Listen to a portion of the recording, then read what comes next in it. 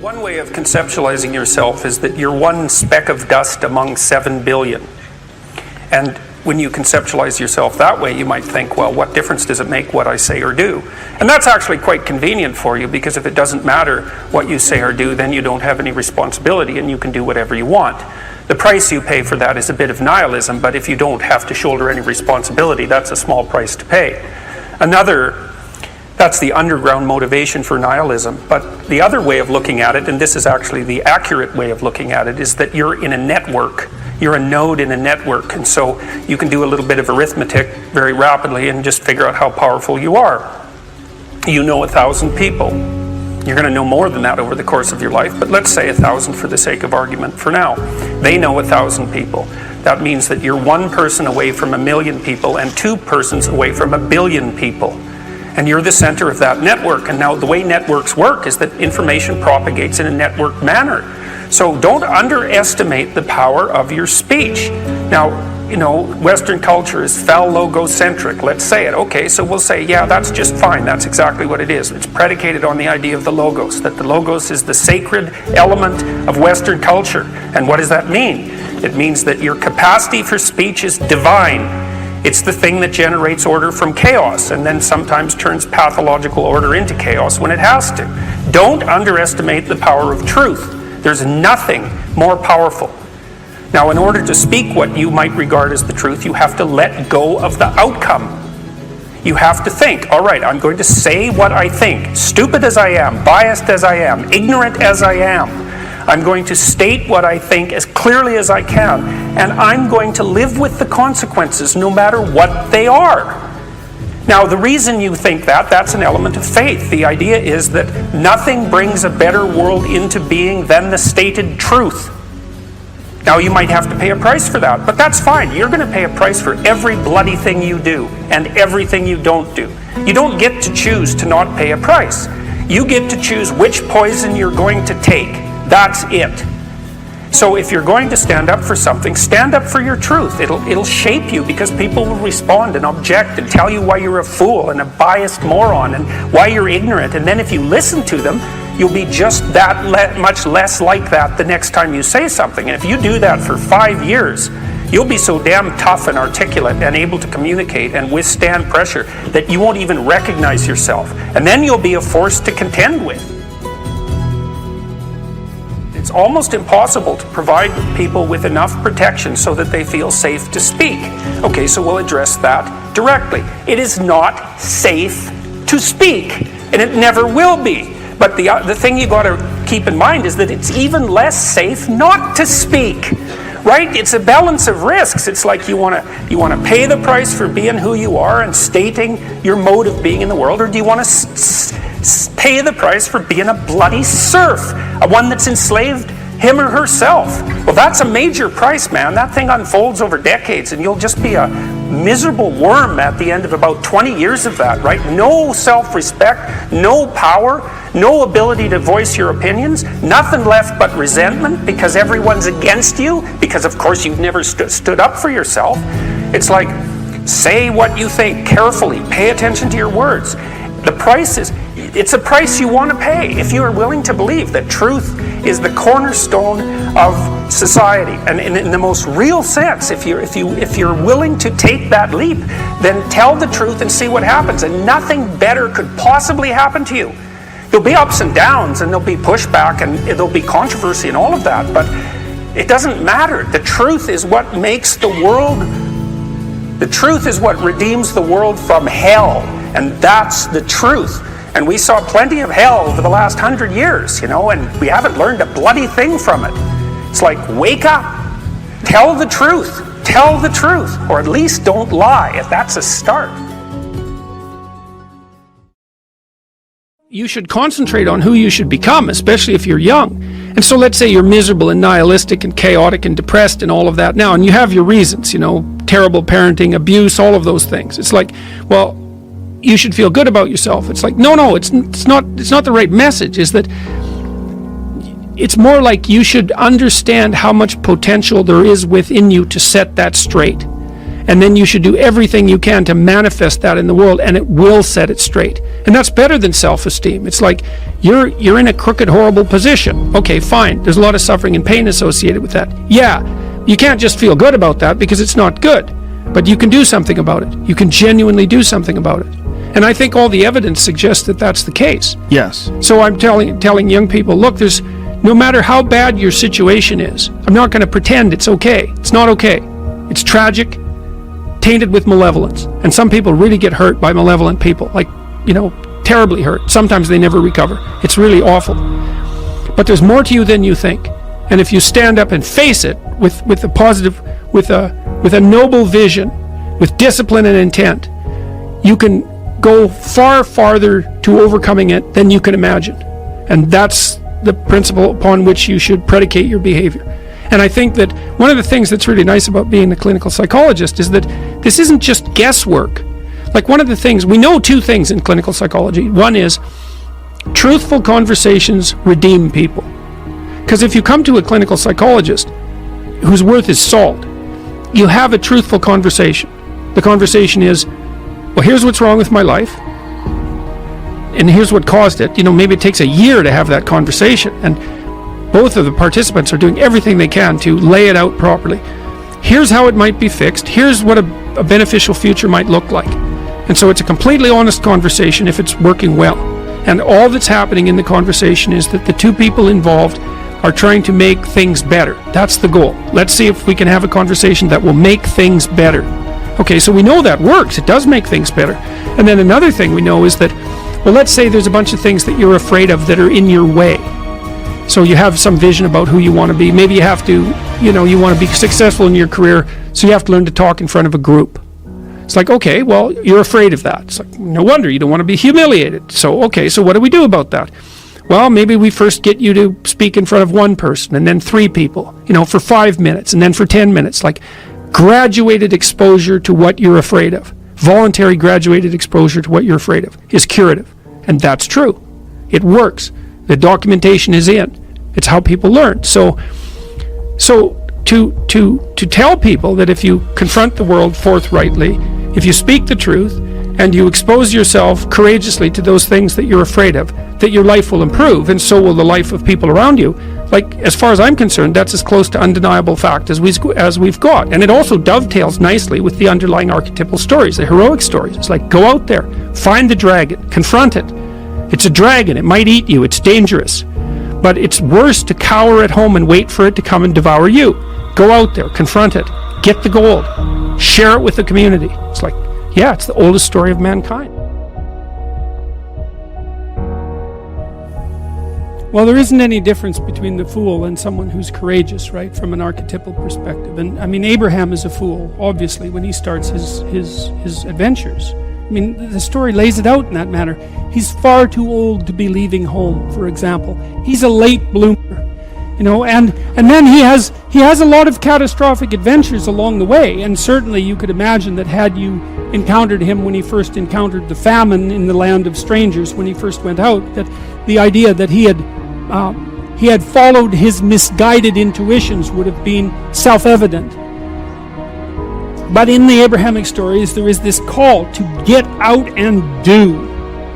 And that's it. And the thing is that, one of the things I've learned, to make it concretely, is that, like, I've done a lot of different things in my life, and every time I did a new thing, I was a fool. I did it badly. I was an imposter, right? And because when you first start to do something, you don't know what you're doing. But that's okay. That's an acceptance of your vulnerability, right? And your ignorance. That's humility in some sense. The willingness to be a fool in the land of strangers. That's it. The willingness to be a fool in the land of strangers. And that's an act of courage, because you also reveal your vulnerability to the world by stumbling around. But as long as you're stumbling forward, then you're going to move forward. Now, how do you do that more concretely? You aim at an ideal, right? And you aim at an ideal that's beyond you. Now, maybe you don't aim to begin with at an ideal that's so beyond you that you're crushed by its magnificence, Maybe that's too demotivating to move you. But you could at least conceptualize yourself as the you that you are, with fewer of the faults that you know of. And that's a good start. And I also think that's associated with the idea of humility. Take stock. Figure out how it is that you're not who you could be. And then move in that direction. And accept the consequences. You know, you're going to get slapped a lot. But maybe with each slap you'll straighten up a little bit. Especially if you listen even to the people who are slapping you. Because sometimes they're the ones who can reveal for you very quickly where it is that you're weak and insufficient, so that you won't have to be that way in the future.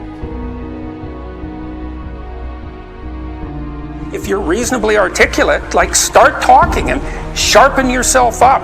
I mean, the enemy is a cloud. They're a cloud of gnats. They're only courageous in groups. They're only courageous in mobs. If you stand your ground and don't apologize and articulate things properly, they'll disperse around you like they're not even there.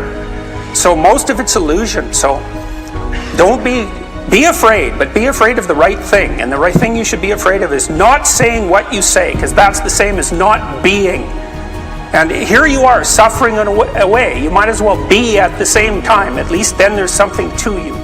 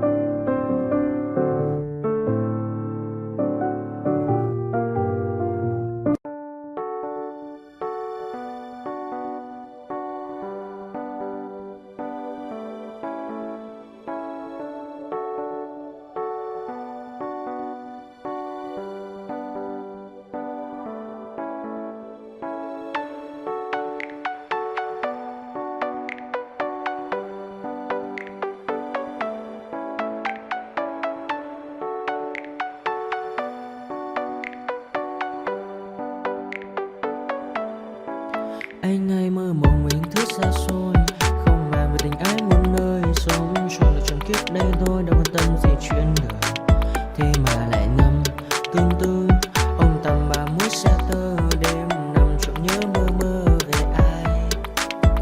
Thì ra anh yêu rồi, từ ánh mắt nụ cười, từ đôi môi gọi mưa sao xuyến lòng anh. Thì ra mê em rồi, ngày hay đêm ôm lời, chỉ nghĩ đến em thôi, đó là do anh đã yêu rồi, anh đã yêu rồi, anh đã yêu rồi. Anh đã yêu rồi, anh đã yêu rồi, anh đã yêu em mất rồi.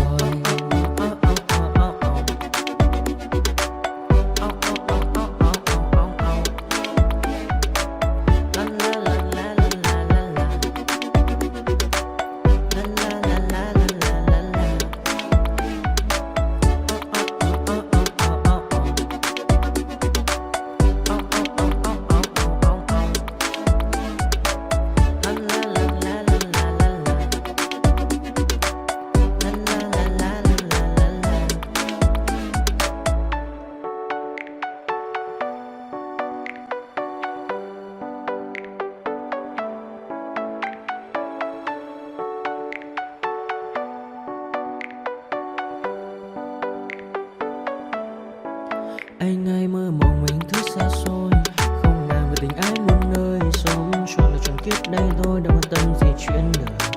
Thế mà lại năm tương tư, ông tầm bà mới xa tơ. Đêm nằm trộm nhớ mơ mơ về ai.